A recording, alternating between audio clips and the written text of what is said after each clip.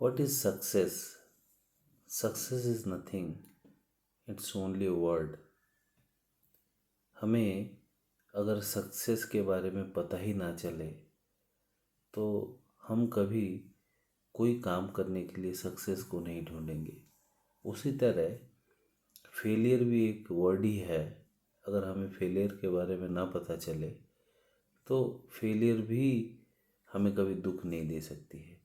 तो हमें इन वर्ड्स से बाहर आना चाहिए।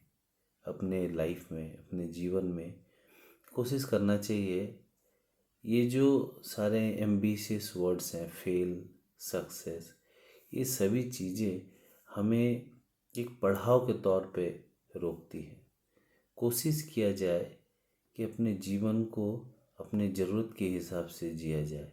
उससे हम उतना ही जीवन में अपने आप को आगे बढ़ाते हैं जितनी ज़रूरत होती है।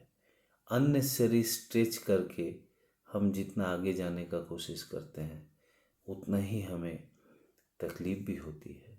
तो हमारा कोशिश हमेशा ये होना चाहिए कि हम अपने जीवन में ज़रूरत के हिसाब से आगे बढ़ें। जितनी मेरी जीवन की ज़रूरत है उस हिसाब से जितना हम धीरे धीरे बढ़ते हैं, हमारा जीवन में उतने जो कष्ट हैं, जिसको फिर से वही बात है कि वर्ड है, कष्ट है या सुख है, इस सबसे परे हम चले जाते हैं।